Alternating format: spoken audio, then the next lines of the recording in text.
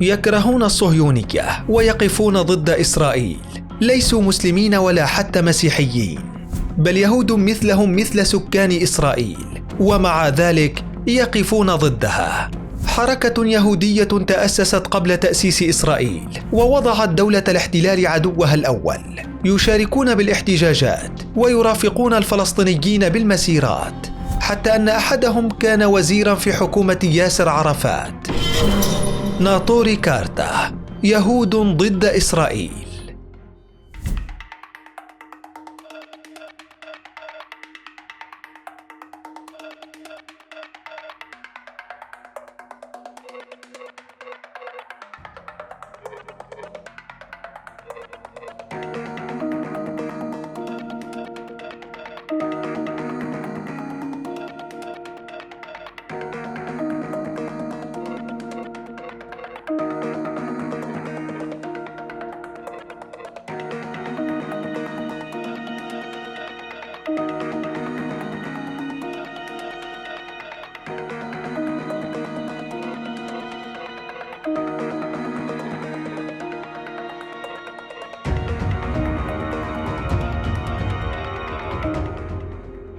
لهم حق في القدس أكثر من إسرائيل، هكذا يصفهم العالم. فهم تواجدوا في مدينة القدس قبل ظهور دولة الاحتلال، وعاشوا لسنوات بسلام مع الفلسطينيين، واحتفظت القوى المتتالية على أمنهم ومنع مضايقتهم، كما أنهم كانوا أول الرافضين للحركات الصهيونية التي بدأت بالظهور مع أوائل القرن العشرين بقوة.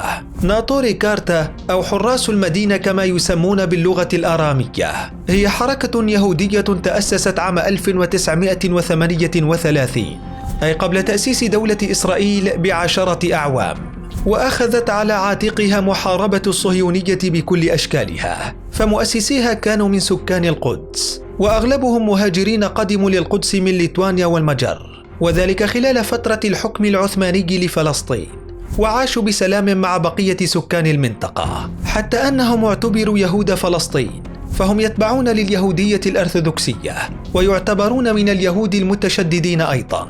ومنذ بدء عمليات الهجرة اليهودية لفلسطين رفضت الحركة تلك الأعمال، وأعلنت بشكل صريح معاداتها لقيام دولة إسرائيل، ورفضها القاطع لفكرة إقامة وطن قومي لليهود، باعتبار محرم عليهم حتى ظهور المسيح ليخلقوا حالة من الجدل داخل إسرائيل.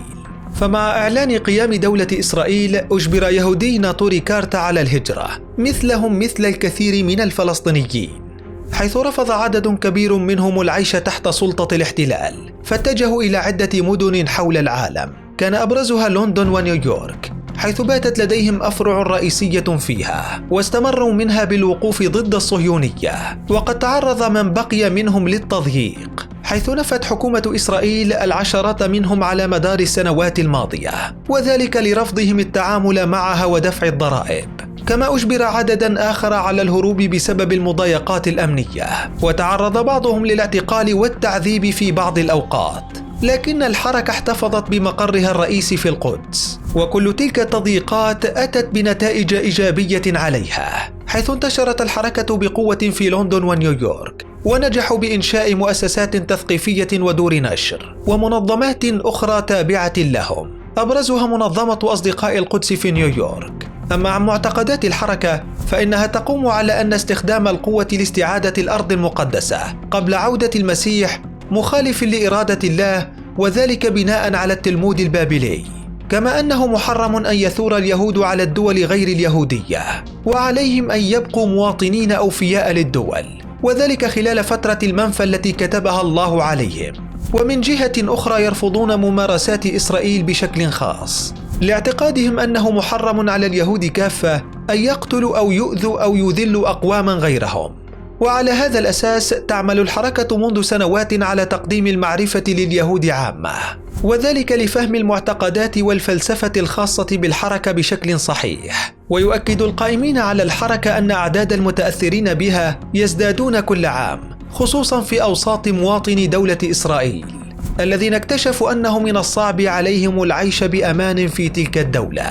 وعليه تحرم حركة ناطوري كارتا أي نوع من أنواع التعامل مع حكومة إسرائيل، فالمقيمين في القدس من أعضاء الحركة يقاطعون الانتخابات ويرفضون جميع أنواع المساعدات والدعم، كما أن بعضهم يرفضون التعامل بالعملة الإسرائيلية، كما أنهم يصلون يوميا لإنهاء وتفكيك دولة إسرائيل بشكل هادئ وسلمي، لأن كل ما يقف في وجه التوراة يجب أن ينتهي عاجلا أو آجلا. كما أن لهم علاقة قوية مع الفلسطينيين أبرزها كانت في عهد ياسر عرفات، فقد نشأت علاقة قوية بين الحاخام موشي هيرش مسؤول سابق للشؤون الخارجية للحركة والرئيس الفلسطيني الراحل ياسر عرفات في ثمانينات القرن الماضي، وذلك عندما كان عرفات منفيا في تونس. ووفق مصادر إسرائيلية فإنه في عام 1993 عينه الرئيس عرفات مستشارا لشؤون اليهود، ولكن لم تصرح الحركة بذلك، لكنها أشارت إلى زيارة واحدة رسمية من الحاخام لمقر الرئيس ياسر عرفات في رام الله عام 2001. كما شارك 4 أعضاء من حركة ناطوري كارتا في قافلة تحيا فلسطين الثانية في منتصف عام 2009، حيث قابلوا قيادات من حركة حماس حينها. من ناحية أخرى يرى الصهاينة أن حركة ناطوري كارتا مجموعة قليلة من اليهود المتشددين، وهم لا يمثلون الشعب اليهودي بالكامل، وأن معتقدهم بأنه محرم على الشعب اليهودي العودة إلى الأرض المقدسة معتقد خاطئ، بدليل أن الحاخامات كانوا يشجعون اليهود على الهجرة إلى فلسطين، وكله قبل ظهور الحركة الصهيونية. كما يرون أن تمسك ناطوري كارتا بالوعود التي أخذها الشعب اليهودي على نفسه بالطاعة للأمم غير اليهودية تشدد، حيث أن هذا الوعد كان مشروطا بأن لا يتم قتل وتعذيب الشعب اليهودي، وقد انتهى بحادثة الهولوكوست في أوروبا. مؤخرا ظهر اسم حركة ناطوري كارتا بقوة على الساحة، وذلك بعد مشاركتها بشكل فعال في المظاهرات العالمية للتضامن مع الشعب الفلسطيني، خصوصا المظاهرة التي خرجت في مدينة نيويورك الأمريكية. كما شارك عدد من المنظمين للحركة في مظاهرات كبيرة وسط مدينة تل أبيب، وأعلنوا بقوة تضامنهم مع الشعب الفلسطيني على الرغم من كل الضغوط التي تمارس ضدهم من قبل إسرائيل، ليكونوا بذلك يهود ويعارضون دولة اليهود الوحيدة.